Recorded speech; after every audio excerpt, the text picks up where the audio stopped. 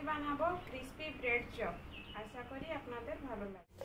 ব্রেডগুলোকে গুঁড়ো করে নিচ্ছি। দেখুন ব্রেড গুঁড়ো হয়ে গেছে, এবার বাটিতে রেখে দিচ্ছি।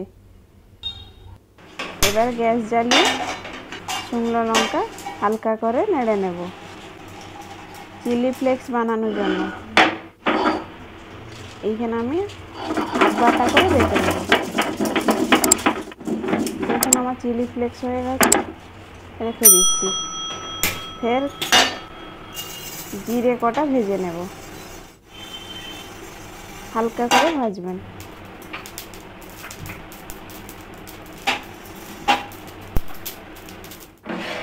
দেখুন এইবারে আমি এই জিরেগুলোকে আধ বাটা করে গুঁড়ো করে নেব।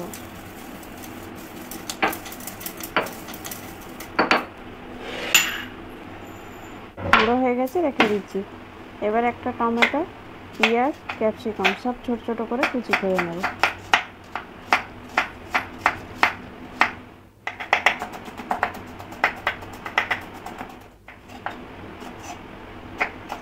পেঁয়াজ কাটা হয়ে গেছে, টমেটো কাটছি। এবারে পেঁয়াজগুলো যেমন কেটেছি টমেটোগুলো ওই রকম ছোট ছোট করে কেটে নেব। আমি এখানে অর্ধেক ক্যাপসিকাম দিচ্ছি।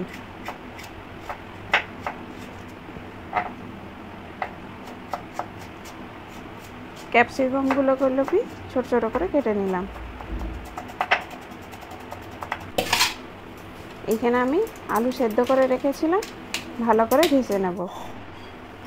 আলু, পেঁয়াজ কুচি, টমেটো কুচি, ক্যাপসিকাম কুচি, চিলি ফ্লেক্স, জিরে, জোয়ান, নুন, কর্নফ্লাওয়ার আর ব্রেড গুঁড়ো সব দিয়ে ভালো করে মাখিয়ে নেব।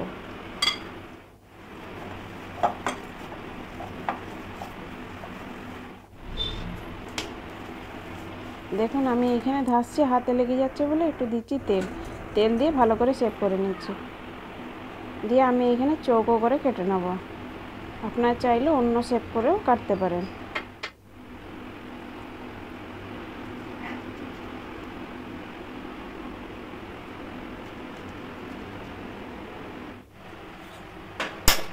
গ্যাস জ্বালিয়ে কড়াই বসিয়ে তেল দিয়ে দিচ্ছি, সাদা তেল। তেল গরম হয়ে গেছে, এক এক করে ভেজে নিচ্ছি। হালকা মিডিয়াম ফ্লেমে ভাজবেন। এটা দিলে ভেতরেও বাইরে ভালো করে ভাজা হবে। এক পিঠ ভাজা হয়ে গেছে, আরেক পিঠ ভাজছি। দেখুন ভাজা হয়ে গেছে, আমাদের তুলে নিচ্ছি। এইরকমভাবে সবগুলো ভেজে নেব।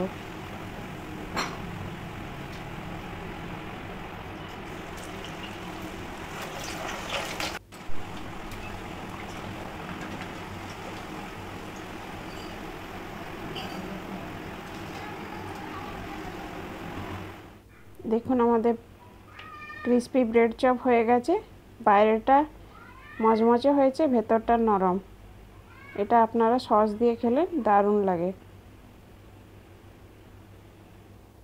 ভিডিওটা ভালো লাগলে লাইক করবেন, শেয়ার করবেন, সাবস্ক্রাইব করবেন।